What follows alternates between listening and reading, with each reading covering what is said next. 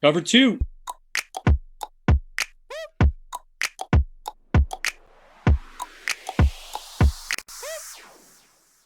Welcome, everybody, to the Cover 2 Fantasy Football Podcast. I'm here with my man, Houman. How's it going today, Houman? Will, I am doing really well. I'm excited that we're getting closer and closer to finishing up our rankings here, and which means we're getting closer and closer to doing another mock draft, which Yes. I absolutely love. Oh, yes, I can't wait. Another chance to maybe beat you, or maybe even we join together. Yeah, I kind of like the idea of uniting our powers and maybe picking as one cohesive unit and seeing what we can do. And then we could even do a head-to-head after that. Okay, sounds like a plan. Well, today we're going to be going over wide receivers. We're going to be talking about that top 24 wide receivers, and we're going to do full PPR today. Full PPR. So like we talked about in our last episode, please remember what that is. Please know and really understand what type of league you're in before you draft. You don't want to be the person in the draft that thinks you're in a standard league when you're in a PPR league. It's going to change up the dynamics like we talked about with running backs last week. Running backs that are incorporated into the passing game have a lot more value than running backs that are not incorporated. And leading into what we're doing today, obviously wide receivers that get high volume as opposed to high touchdown, it makes a difference there and changes the rankings. Yeah, I mean, like 2 years ago, if you had Christian Kirk, he caught nothing, but he had those huge catches. Yeah. You can get a wide receiver that has maybe 10 touchdowns, but maybe they only had 20 receptions the entire season. So it makes a big difference. I'll take the 10 touchdowns, though. That's for sure. Yeah, I'll take the 10 touchdowns, but I would love to have 100 plus receptions. So we're going to go over the top 24. Houman, what would be your 24 to 13? So we're talking about wide receiver 1 and wide receiver 2 here. Wide receiver 1's numbers 1 through 12. Wide receiver 2's 13 through 24. And at my 24th spot, rounding out wide receiver 2's, I'm starting with DJ Moore. Then at 23, I've got Adam Thielen. 22, I've got CeeDee Lamb. 21, I've got Cooper Kupp, and that's the top of my tier 5. I'm moving now into my tier 4 at number 20 with this one's going to be a little surprising. I might hear some people gasping. If you're currently driving your car listening to this podcast, please come to a stop or pull over the side of the road. At number 20, I have Julio Jones. At number 19, I've got Chris Godwin. Number 18, Deontay Johnson. Number 17, Robert Woods. 16, Mike Evans. 15, Kenny Golladay. 14, Tyler Lockett. And at 13, the very beginning of wide receiver 2 is A.J. Brown. Big change there for me. Yes, I was wondering to see where you would put those two receivers because, yes, they are going to take away some of each other's volume. So that's interesting. Yeah, so I believe on our first wide receiver rankings post-NFL draft, I don't remember exactly where I had A.J. Brown, but I know I had him in the top 5, I believe. You had him because fourth. That's when we knew. Yeah, that's when we knew that Julio Jones was still in Atlanta and A.J. Brown was the man in Tennessee. And we were thinking Julio would end up elsewhere. I don't think Tennessee was really on the radar at that point. So that significantly changes those rankings for me there. Okay, well, I'm going to go through my 24 to 13. I've got Odell Beckham at 24. I got T. Higgins, my man T. Higgins at 23. Deontay Johnson. I got Mr. Cooper Kupp at number 21. Chris Godwin at 20. I have a surprise here in Keenan Allen. He is my number 19. I have Chase Claypool at 18. Kenny Golladay at 17. Devontae Smith at 16. I have A.J. Brown at 15. And I have Julio Jones at 14. Yes, that's right, one after the other. And then finally, I'm rounding it up with CeeDee Lamb, and he is at my number 13. You are loving some of the rookie wide receivers, huh?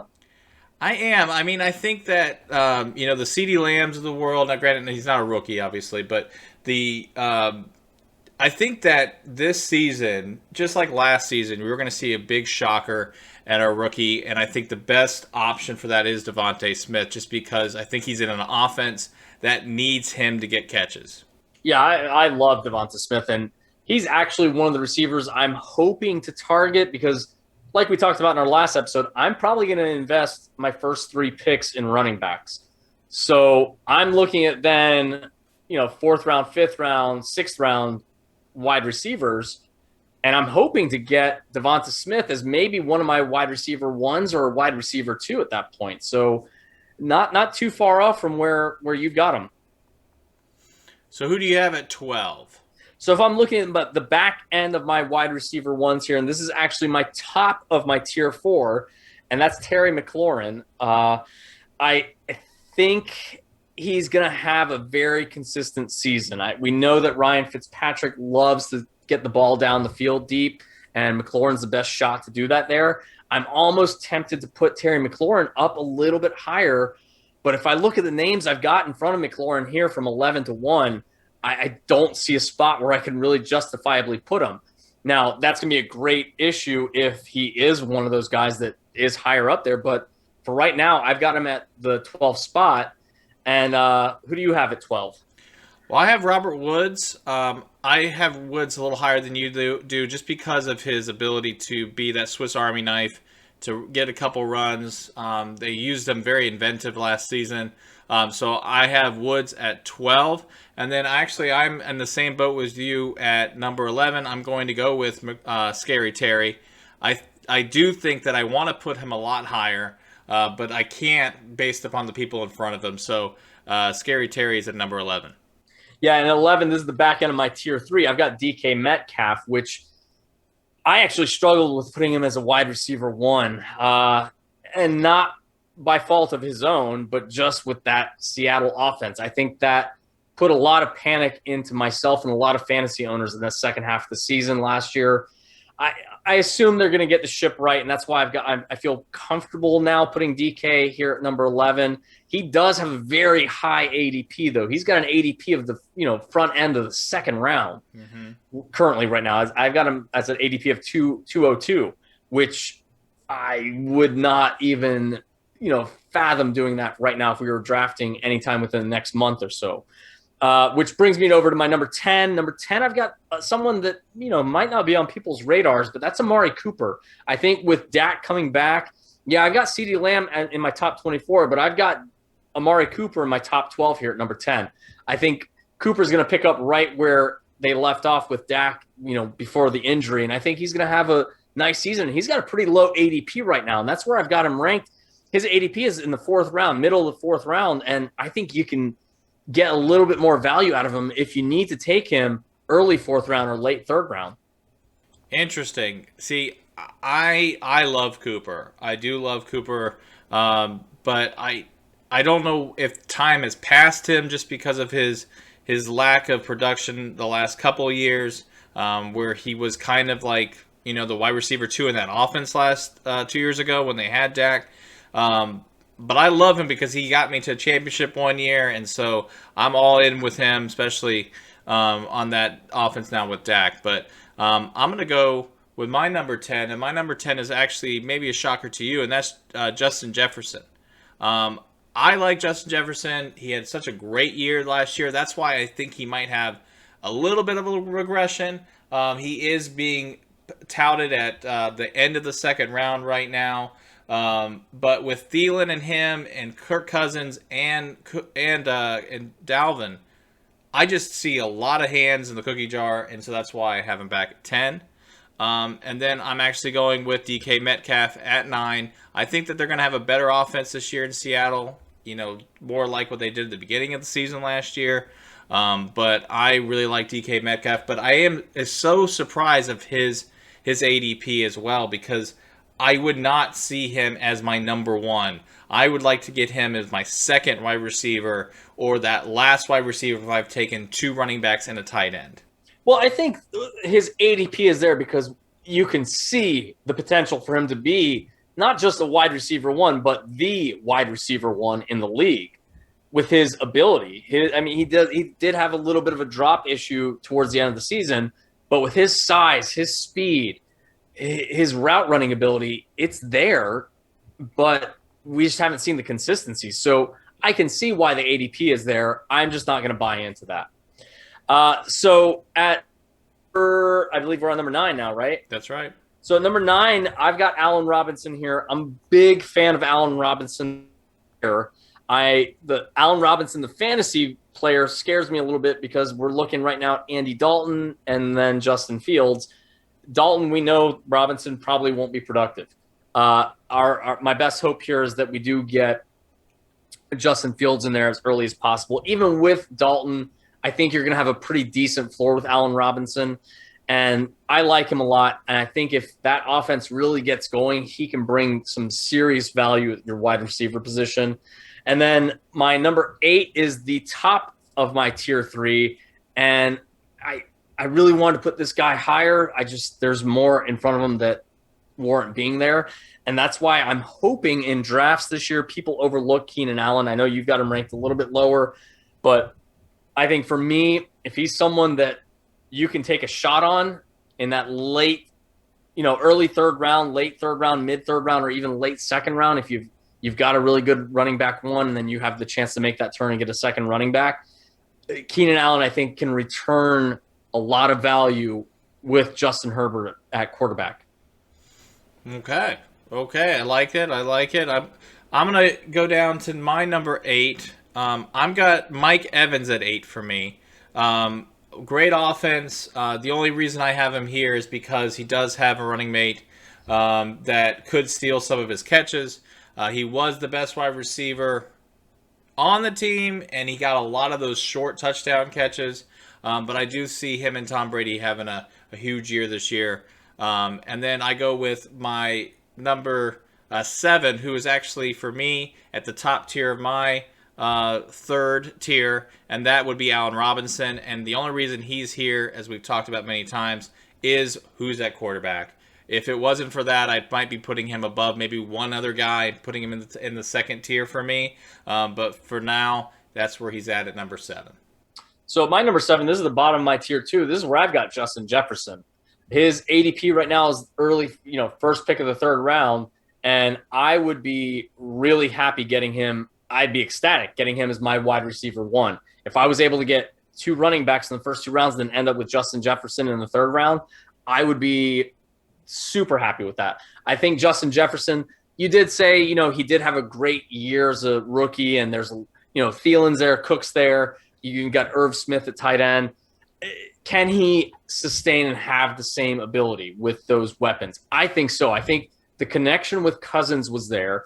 I think they're going to even be scripting the offense more so to work with what they're able to see out of Justin Jefferson. I think the talent is there, and I think he may even have a little bit of a leap this year forward, which is, saying a lot with the outstanding year that he had as a rookie.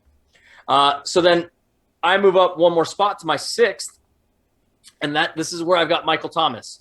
Typically, he'd be in the top 3 here. He's still a tier 2 guy for me this coming season, only because of the departure of Drew Brees. Now, we do have, Taysom Hill or Jameis Winston. I think we can probably both agree that he's probably got a little bit more value as a fantasy player if Jameis Winston's playing. So we'll see how that unfolds. He's actually a player that I am probably going to avoid.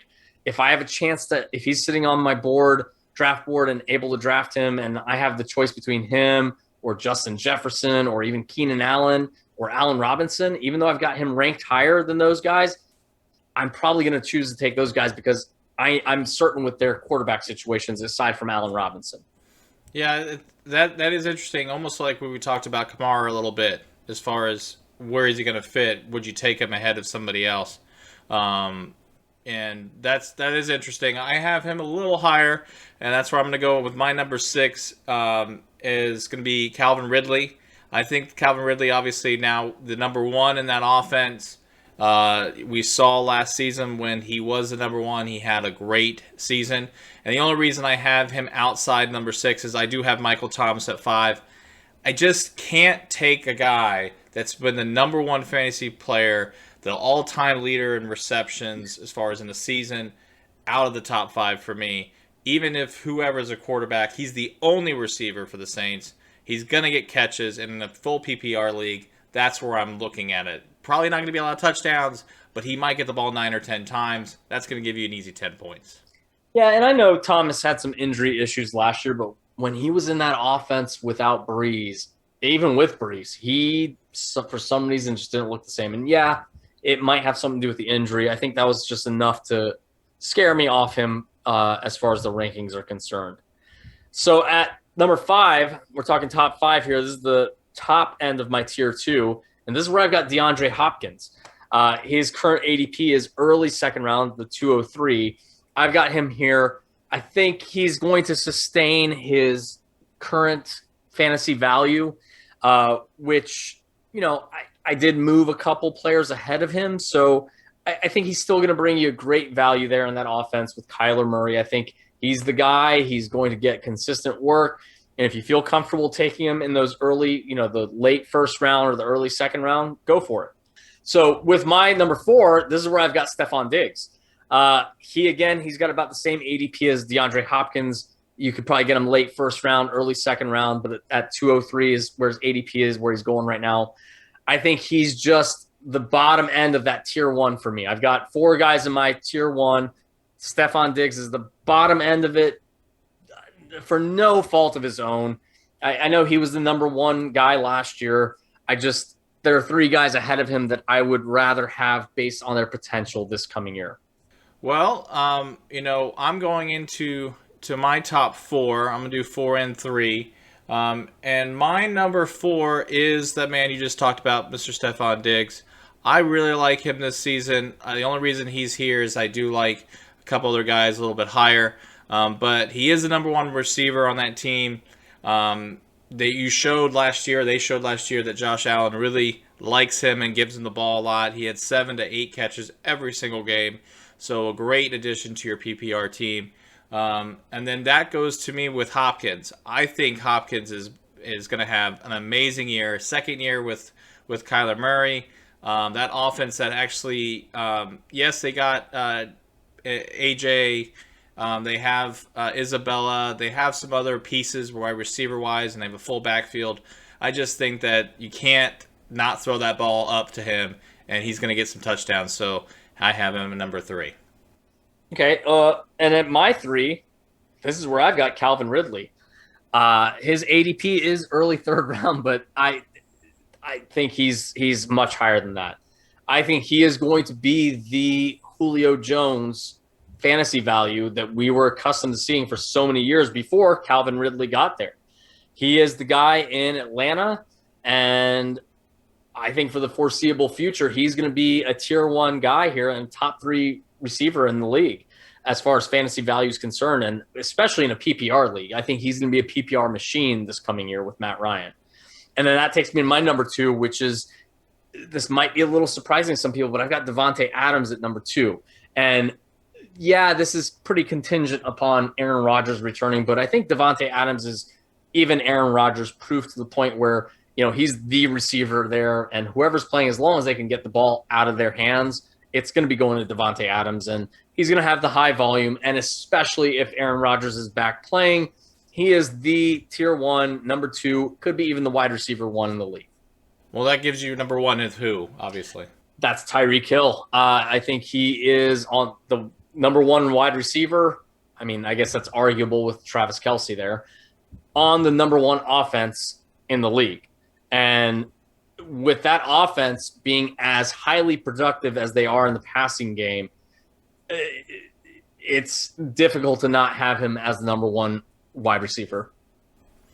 For me, I was going through my rankings, and we've talked about this many times in our ranking shows and, of course, in our mock draft.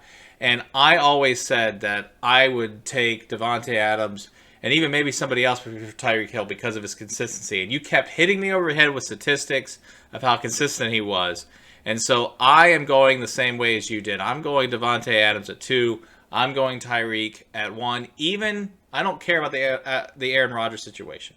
If Aaron Rodgers is there or if Aaron Rodgers is not, I still put Tyreek over because, like you said, number 1 wide receiver on the number 1 offense, and he just can flat out fly. And it doesn't matter how many guys are covering him. He shifts into a different gear and creates space. And I think that's kind of what we're hoping to see with Devonta Smith in the future too. Not to compare him to Tyreek Hill or that he could be anywhere near the level of that, but his ability to get open is comparable to Tyreek Hill's. And it's a facet of the game that these other receivers, any of these receivers in these top 24, do not have that Tyreek Hill has. And it doesn't hurt having a Patrick Mahomes, too. Yeah, that never does hurt, that's for sure. But, you know, thinking about some situations here, if you had a choice between Claypool or, let's say, ODB, Odell Beckham, who would you go? Oh man, that's a tough one. Uh, I would have to go with Odell Beckham. I His inconsistency coming off the injury, it's something that's a little bit scary. Claypool has, he had the flashes last season. He had a little inconsistency towards the end of the last season. But if Odell Beckham is coming back completely healthy, I think he's the go-to guy in that offense, regardless of, having Jarvis Landry there. And I can't say the same thing about Claypool because to me, Deontay Johnson is the wide receiver one in Pittsburgh. We saw it with Big Ben in there. Deontay Johnson was getting volume after volume after volume. He was getting the ball thrown to him about, I think the average was somewhere between 13 and 15 times a game. I'll take that any day of the week over what Claypool had. So to me, that makes the decision Odell Beckham Jr. in that case. Now, if you had to pick, let's say, seventh round, let's say mid-seventh round, and let's just say the board was crazy with wide receivers off the board, would you take a chance on Jamar Chase in Cincinnati? Absolutely, and that's something I was hoping we would get to. And you had one of the rookie wide receivers in there, so I didn't get to really touch on it too much. That's the point of the mid draft. Once you've got your running back ones, and if you have a wide receiver one and you have a tight end, or you have a wide receiver two and you're looking for a third wide receiver, that's where you can probably start looking at those wide receivers that are rookies, like a Jamar Chase, a Jalen Waddle. I think a Devonta Smith is probably going to drop down to like a 7th, 8th round to where you could take that shot at them.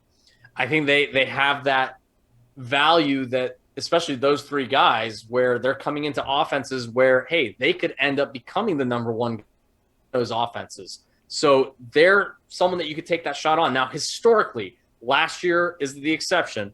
Historically, rookie wide receivers do not return a whole lot of value in their rookie seasons. That last year was a complete anomaly. We had receivers that broke that exception.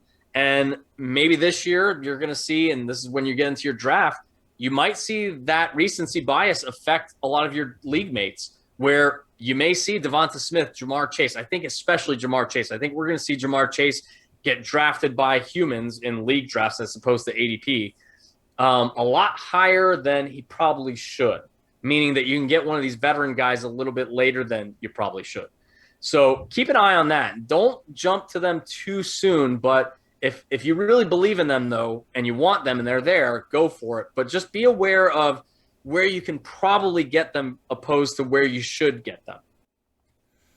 Well, we are going to next time get into a mock draft where we'll team up, as Houman said earlier on in the beginning of the show, where we'll be able to pick together and make decisions together and give you some insight of what we're thinking and what might be the best option for you. Yeah, I think you're going to probably see us in that situation where we're faced in probably the 8th, 9th, 10th round, where we might have a shot at one of those rookie wide receivers and hear us debate the pros and cons of taking that receiver. But like always, before we get there, make sure to always subscribe and like on Spotify, Apple Podcasts, Google Play, and of course on YouTube. And like always, cover two. Cover two.